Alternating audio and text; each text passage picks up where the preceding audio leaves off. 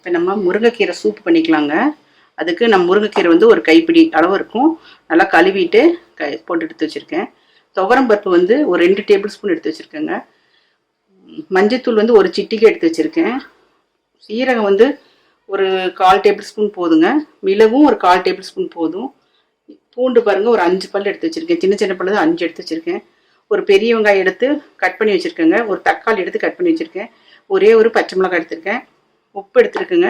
இதில் வந்து கொஞ்சம் இந்த இதுலேருந்து கொஞ்சம் கொஞ்சமாக வெங்காயம் கட் பண்ணி வச்சுருக்கேன். ஒரு துண்டு பட்டை எடுத்து வச்சுருக்கேன். அப்புறம் கொஞ்சம் வெண்ணெய். இப்போ நம்ம மிக்சிலிங்க பருப்பு துவரம் பருப்பு 2 டேபிள் ஸ்பூன் இருக்குது. பூண்டு வந்து சின்ன சின்ன பல் 5 பல் இருக்குது.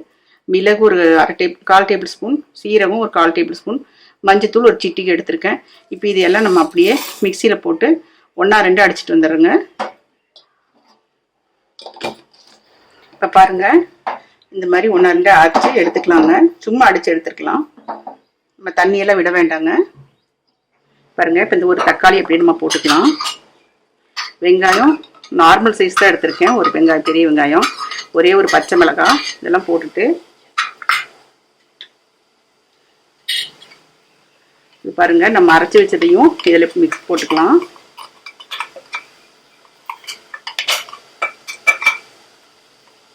போட்டுட்டு நம்ம 1 லிட்டர் தண்ணி விட்டுக்கலாங்க.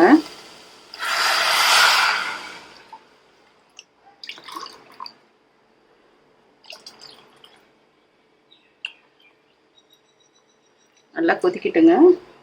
உப்பு ஒரு 1/2 டேபிள் ஸ்பூன் போட்டுக்கிறேங்க. உங்களுக்கு எவ்வளோ வேணும்னு பார்த்துட்டு கடைசியாக நீங்கள் போட்டுக்கலாம். இது நல்லா கொதிக்கணுங்க. கொதி வந்து நல்லா வேகணும். நல்லா கொதி வந்து வரும்போது நம்ம கீரை போட்டுக்கலாங்க. பாருங்கள், இந்த அளவுக்கு ஓரளவுக்கு கொதிச்சிருக்கு. இப்போ நம்ம கீரையை போட்டு நல்லா ஒரு கொதி விடுவோங்க. கீரை வேகிற அளவுக்கு கொதிச்சிட்டதுக்கப்புறம் நம்ம ஆஃப் பண்ணிக்கலாம்.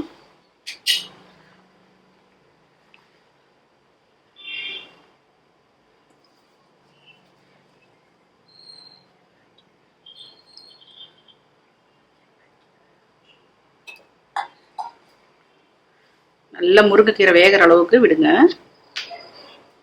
பாருங்க, வெந்துருச்சு, கீரை வெந்துருச்சுங்க. நம்ம அந்த கீரையை மட்டும் வடித்து எடுத்துடலாம்.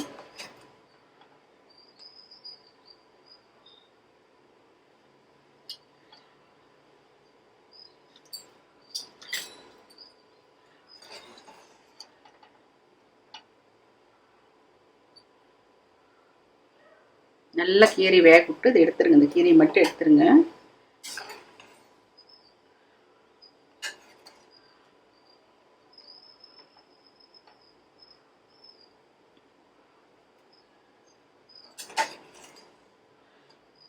இதை எடுத்துட்டு இப்போ நம்ம தாளிச்சு விட்டுடலாங்க. உப்பெல்லாம் கரெக்டாக இருக்கான்னு பார்த்துக்கோங்க.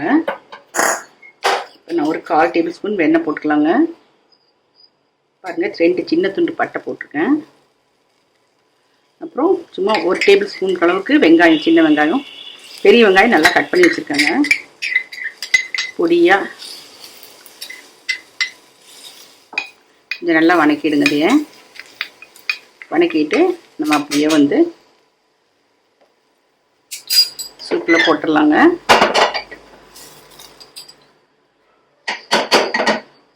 சூப் ரெடி ஆயிடுச்சுங்க. நம்ம முருங்கைக்கீரை சூப் ரெடிங்க.